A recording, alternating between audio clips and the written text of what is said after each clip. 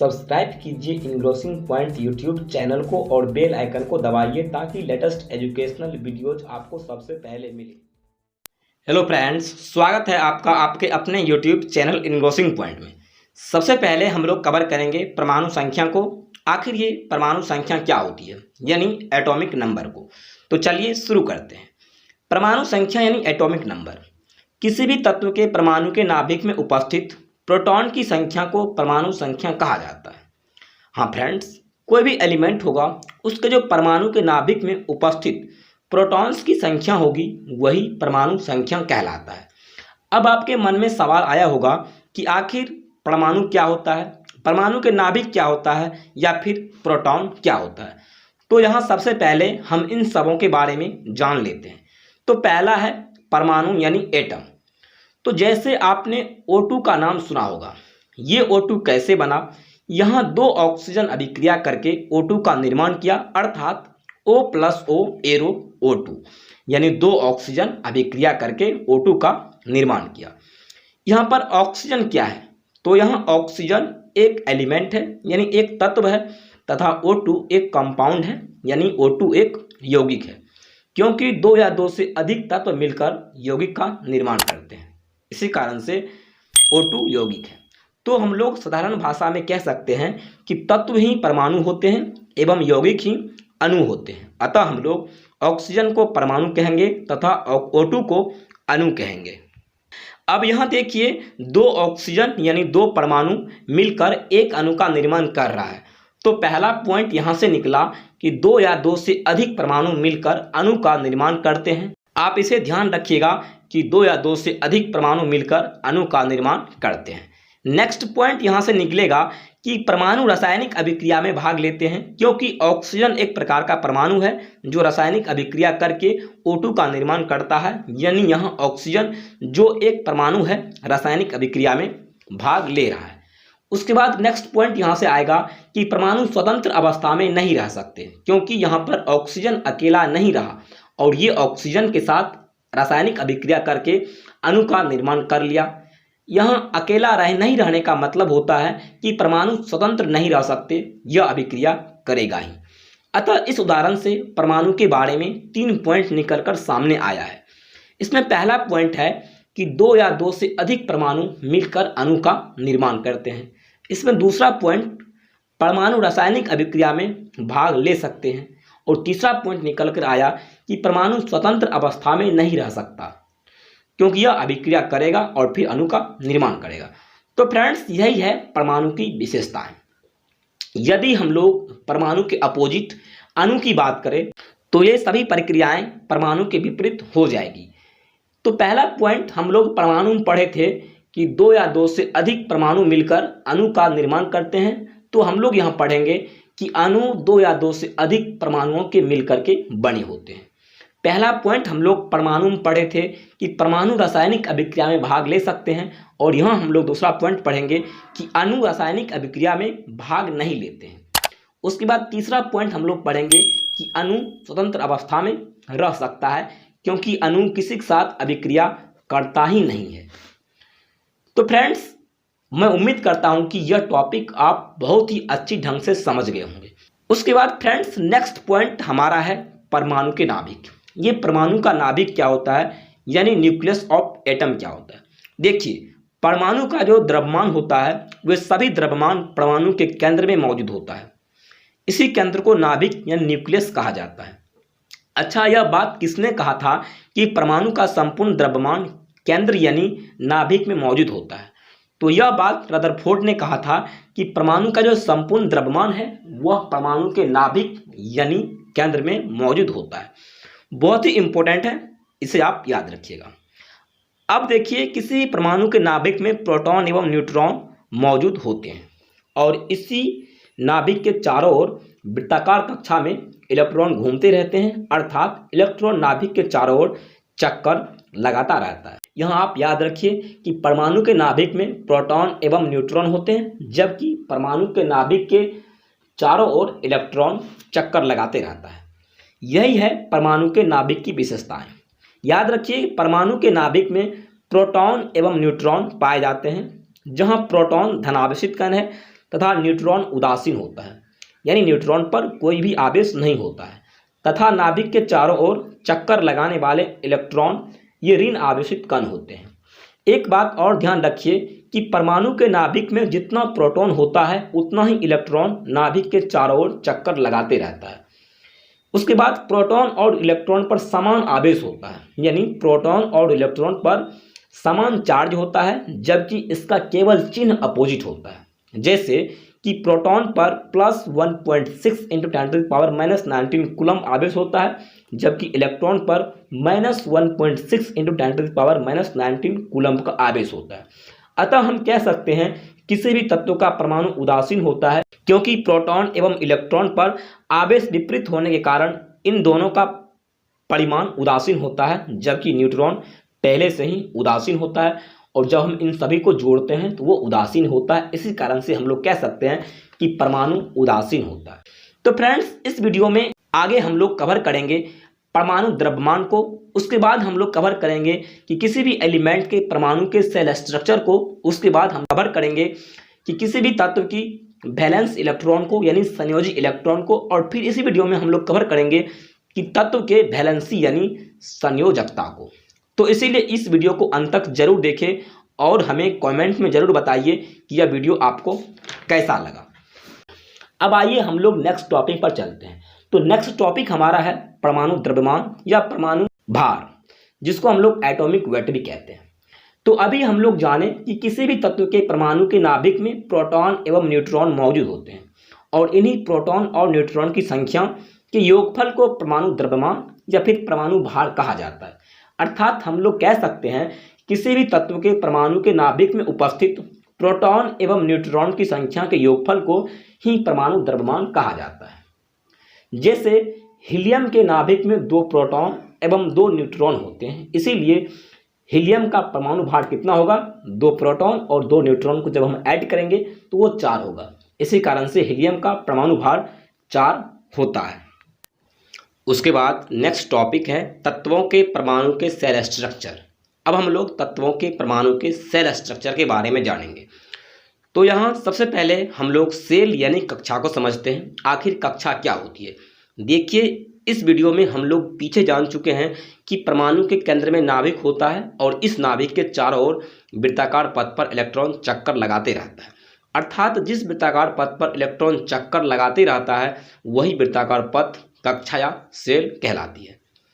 सबसे पहले आप इस इमेज को देखिए, ये है हाइड्रोजन के सेल स्ट्रक्चर। इस इमेज में हाइड्रोजन परमाणु के नाभिक में एक प्रोटॉन है तथा इस प्रोटॉन के चारों ओर एक इलेक्ट्रॉन चक्कर लगाता है और यहाँ देखिए यह इलेक्ट्रॉन वृत्ताकार पथ पर चक्कर लगाता है। यही वृत्ताकार पथ कक्षा कहलाती है, यानी सेल कहलाती है। अतः हम लोग कह सकते हैं कि परमाणु के नाभिक के चारों ओर इलेक्ट्रॉन जिस वृत्ताकार पथ पर चक्कर लगाता है वही वृत्ताकार पथ सेल या कक्षा कहलाती है।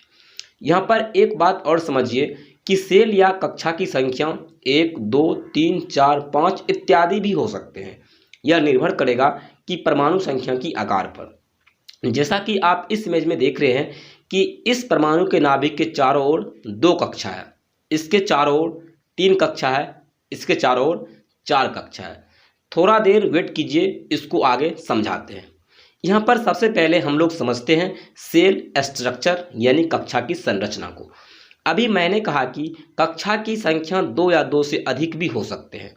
यहाँ ध्यान दीजिए, चूँकि हम लोग जान चुके हैं कि इलेक्ट्रॉन नाभिक के चारों ओर वृत्ताकार पथ यानी कक्षा में घूमते रहते हैं और किस कक्षा में कितना इलेक्ट्रॉन चक्कर लगाता है इसी को व्यवस्थित करना यानी सजाना ही सेल स्ट्रक्चर कहलाता है। हाँ फ्रेंड्स, कौन सी कक्षा में कितना इलेक्ट्रॉन घूमेगा उसी को अगर हम व्यवस्थित कर देते हैं तो वही कहलाता है सेल स्ट्रक्चर। अतः हम लोग कह सकते हैं कि कक्षाओं में इलेक्ट्रॉन को व्यवस्थित करना ही सेल स्ट्रक्चर यानी कक्षा की संरचना कहलाता है। जैसे आप इस इमेज को देखिए, यहाँ एक एलिमेंट है, तत्व है जो है सोडियम। चूँकि सोडियम की परमाणु संख्या 11 होती है क्योंकि सोडियम के नाभिक में 11 प्रोटॉन होते हैं। हम लोग पहले जान चुके हैं कि परमाणु संख्या प्रोटॉन की संख्या के बराबर होते हैं। और यह भी जान चुके हैं कि प्रोटॉन के बराबर इलेक्ट्रॉन भी होते हैं। यहाँ सोडियम के परमाणु के नाभिक में 11 प्रोटॉन है, इसीलिए सोडियम परमाणु के नाभिक के चारों ओर 11 इलेक्ट्रॉन चक्कर लगाएगा और उन्हीं 11 इलेक्ट्रॉन को विभिन्न कक्षाओं में सजाना ही सेल स्ट्रक्चर कहलाता है। अब यहाँ बात आती है कि आखिर हम लोग विभिन्न कक्षाओं में इलेक्ट्रॉन को किस प्रकार से सजाएंगे। आइए हम इसको समझते हैं। इस इमेज में देखिए, सोडियम परमाणु के नाभिक के चारों ओर 3 वृत्ताकार पथ हैं, अर्थात सोडियम परमाणु के नाभिक के चारों ओर 3 कक्षा होंगे।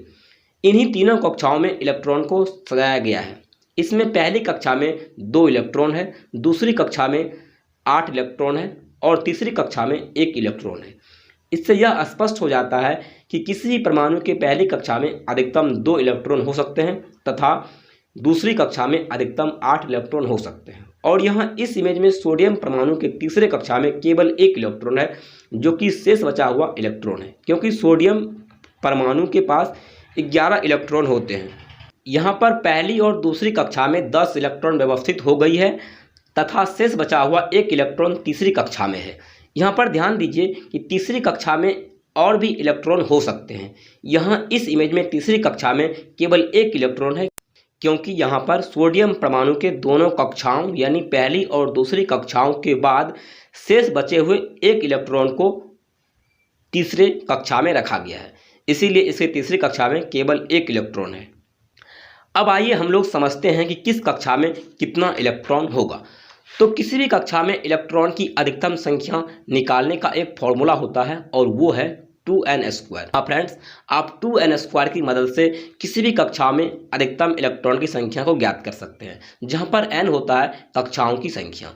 जैसे पहली कक्षा में n बराबर क्या होगा, तो पहली कक्षा के लिए n का मान 1 होगा और 2n² में n के जगह पर 1 रखने पर हमें 2 प्राप्त होता है। अतः हम लोग कहेंगे कि पहली कक्षा यानी k कक्षा में अधिकतम 2 इलेक्ट्रॉन हो सकते हैं। अब आपके मन में आया होगा कि k कक्षा क्या होता है। फ्रेंड्स ध्यान दीजिएगा कि पहली कक्षा को k कक्षा कहा जाता है, दूसरी कक्षा को l कहा जाता है, तीसरी कक्षा को m, चौथी कक्षा को n कक्षा कहा जाता है। इसी प्रकार से ये बढ़ता जाता है, k के बाद l, l के बाद m, m के बाद n, n के बाद o इत्यादि। इसी प्रकार दूसरी कक्षा यानी l में अधिकतम इलेक्ट्रॉन कितना होगा, तो हम लोग 2n² में n की जगह पर 2 रखेंगे तो इसका मान आएगा 8। अतः हम लोग कह सकते हैं कि दूसरी कक्षा में अधिकतम 8 इलेक्ट्रॉन हो सकते हैं। इसी प्रकार जब हम तीसरी कक्षा में निकालेंगे तो तीसरी कक्षा के लिए n का मान 3 होगा और हम 2n² में n के जगह पर 3 रखेंगे तो 2n² का मान 18 आएगा। अतः हम लोग कह सकते हैं कि तीसरी कक्षा में अधिकतम 18 इलेक्ट्रॉन हो सकते हैं। इसके बाद अब हम लोग किसी भी तत्व यानी एलिमेंट के वैलेंस इलेक्ट्रॉन एवं वैलेंसी को जानेंगे। इससे पहले फ्रेंड्स मैं उम्मीद करता हूं कि आप जितने भी अभी तक हमने पढ़ा दिए हैं वो सभी समझ में आ गए होंगे। यदि आपको कहीं पर भी कुछ प्रॉब्लम्स है तो प्लीज़ हमें कमेंट के थ्रू जरूर बताइए, हम आपकी प्रॉब्लम को सॉल्व करने का अत्यंत प्रयास करेंगे। तो चलिए फ्रेंड्स, अब हम लोग जानते हैं सबसे पहले वैलेंस इलेक्ट्रॉन यानी संयोजी इलेक्ट्रॉन के बारे में। यदि आप सेल स्ट्रक्चर को अच्छी ढंग से समझ गए होंगे तो आप आसानी से किसी भी तत्व के वैलेंस इलेक्ट्रॉन एवं वैलेंसी को ज्ञात कर सकते हैं। अभी हम लोग पढ़े कि सोडियम की पहली कक्षा में 2 इलेक्ट्रॉन है, सोडियम के दूसरी कक्षा में 8 इलेक्ट्रॉन है और फिर सोडियम की तीसरी कक्षा में शेष बचा हुआ 1 इलेक्ट्रॉन है। यहाँ पर सोडियम का वैलेंस इलेक्ट्रॉन 1 होता है, क्योंकि किसी भी परमाणु के बाह्यतम कक्षा या फिर अंतिम कक्षा में उपस्थित इलेक्ट्रॉन की संख्या को ही वैलेंस इलेक्ट्रॉन कहा जाता है। हाँ फ्रेंड्स, कोई परमाणु है उसके जो बाहरी कक्षा में जितना इलेक्ट्रॉन होगा वही उस परमाणु का या उस तत्व का वैलेंस इलेक्ट्रॉन यानी संयोजी इलेक्ट्रॉन कहलाता है। यहाँ सोडियम की अंतिम कक्षा यानी तीसरी कक्षा में केवल 1 इलेक्ट्रॉन है, इसीलिए हम लोग कह सकते हैं कि सोडियम का वैलेंस इलेक्ट्रॉन यानी संयोजी इलेक्ट्रॉन 1 होगा। जैसे आप इमेज को देखिए, ये है नाइट्रोजन का सेल स्ट्रक्चर। चूँकि नाइट्रोजन का परमाणु संख्या 7 होता है, इसीलिए इसी कक्षा में कुल 7 इलेक्ट्रॉन मूव करेंगे, क्योंकि इसमें प्रोटॉन की संख्या 7 होगी और प्रोटॉन यदि 7 है तो इलेक्ट्रॉन भी 7 ही होगा। जिसमें पहली कक्षा में 2 इलेक्ट्रॉन है तथा दूसरी कक्षा में शेष बचा हुआ 5 इलेक्ट्रॉन है। अब नाइट्रोजन के पास इलेक्ट्रॉन कितना है? अब नाइट्रोजन के पास इलेक्ट्रॉन है ही नहीं, जिससे कि तीसरी कक्षा होगा। यहाँ पर नाइट्रोजन का अंतिम कक्षा में 5 इलेक्ट्रॉन है, अतः हम लोग कह सकते हैं कि नाइट्रोजन परमाणु का वैलेंस इलेक्ट्रॉन 5 होगा, क्योंकि नाइट्रोजन परमाणु के बाह्यतम कक्षा या अंतिम कक्षा में केवल 5 इलेक्ट्रॉन है। यहाँ एक बात और जान लीजिए कि वैलेंस इलेक्ट्रॉन को छोड़कर शेष जो भी इलेक्ट्रॉन बचता है वे सभी इलेक्ट्रॉन कोर इलेक्ट्रॉन कहलाते हैं। जैसे इस इमेज में हम लोग पढ़ चुके हैं कि नाइट्रोजन का वैलेंस इलेक्ट्रॉन 5 है और इस वैलेंस इलेक्ट्रॉन को छोड़कर नाइट्रोजन के पास शेष बचा हुआ 2 इलेक्ट्रॉन है और यही 2 इलेक्ट्रॉन नाइट्रोजन परमाणु का कोर इलेक्ट्रॉन कहलाता है। फ्रेंड्स, आपको कुछ नहीं करना है, आपको सबसे पहले वैलेंस इलेक्ट्रॉन निकालना है और वैलेंस इलेक्ट्रॉन के बाद जो भी इलेक्ट्रॉन बच जाएगा वो सभी कोर इलेक्ट्रॉन्स कहलाते हैं। मैं उम्मीद करता हूं कि आप इसे बहुत ही अच्छी ढंग से समझ गए होंगे। अब हम लोग डिस्कस करेंगे वैलेंसी यानी संयोजकता को। इसे समझने के लिए वैलेंस इलेक्ट्रॉन को समझना बहुत जरूरी है तथा आप वैलेंस इलेक्ट्रॉन से परिचित हो चुके हैं। तो आइए अब हम वैलेंसी को समझते हैं। जैसे अभी आपने जाना कि नाइट्रोजन परमाणु के पास वैलेंस इलेक्ट्रॉन की संख्या 5 है, क्योंकि नाइट्रोजन परमाणु की अंतिम कक्षा में 5 इलेक्ट्रॉन है। अब आप यह ध्यान रखिए कि सभी परमाणु अपना अष्टक पूरा करना चाहते हैं। अष्टक पूरा करने का अर्थ है कि सभी परमाणु के बाह्यतम कक्षा में 8 इलेक्ट्रॉन का होना, यानी सभी परमाणु चाहता है कि हमारे बाह्यतम कक्षा में 8 इलेक्ट्रॉन हो।